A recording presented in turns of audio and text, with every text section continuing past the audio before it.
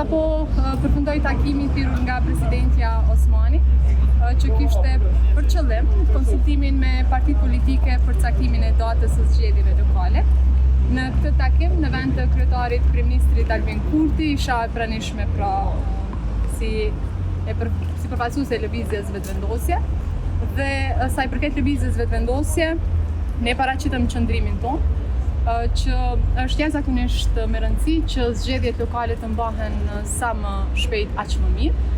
Tani, nëse zgjedhjet shpallen nesër, është mundësi edhe data 5 tetor, por po ashtu edhe data 12 tetor apo data 19 tetor. Këto ishin 2 apo 3 data që u përmendën më së shumti.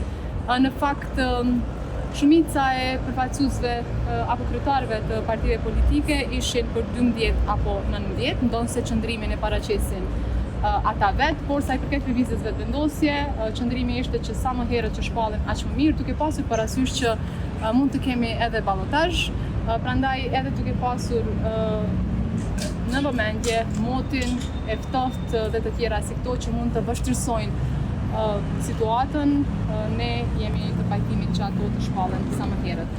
Siç e dini, tashmë lëvizja vetëvendosje ka nisur me shpalljen e kandidaturave, gjithsesht aty ku udhëheqim në komunat të cilat ne udhëheqim, kemi bërë të ditur që vazhdojmë me kryetar të njëjtë, pra edhe në Dardan apo Kamenic me kryetarin Kadri Rahimaj, edhe në Podujev me kryetarin Shpejtim Bulliqi, edhe në Shtime me kryetarin Qemail Aliu, sot vazhdojmë me Gjilanin e kështu me radhë, pra shumë shpejt do t'i kemi të gjithë kandidatët për kryetar të komunave.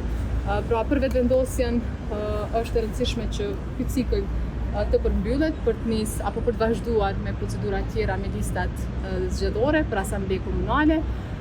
Prandaj nëse keni pyetje, unë jam për datën e zgjedhjeve, orët në një pajtueshmëri nga tashmë presidentja me dekret e shpall datën e zgjedhjeve.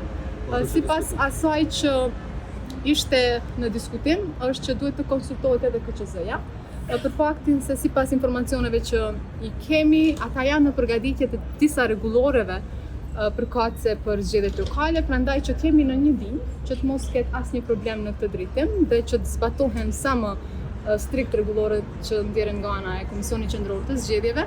U tha që do të ketë edhe një konsultim me KQZ-n, por natyrisht kjo tashmë është në dorë të presidentës. Zonja Axhim, a do të glau punjuca për Prishtinën? Se cilin prej kandidatëve apo kandidateve do ta bëjmë publik me kohë, me radhë, sikur e kemi bërë deri tani. Pra edhe një herë me radhë, me kohë, se cilin. A do keni në koalicion me Guxhanove alternative në këtë zgjedhje?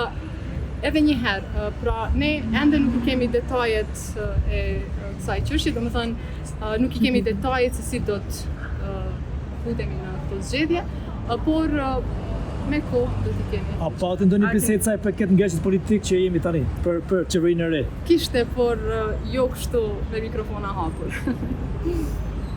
Ju kërkoi presidentja që të ndërmarrë veprime më. Presidentja edhe në letrën që e ka drejtuar për Kuvendin e Republikës Kosovës, pra kryesuesit të seancës, i kishte kërkuar që të gjitha partitë politike kanë për obligim që të gjejnë mënyrën, që të diskutojnë, që të gjejnë mënyrën për të dalë nga kjo situatë. Të njëjta qëndrime natyrisht i paraqiti edhe sot, ndonse siç e thash jo formalisht apo me mikrofona të hapur, por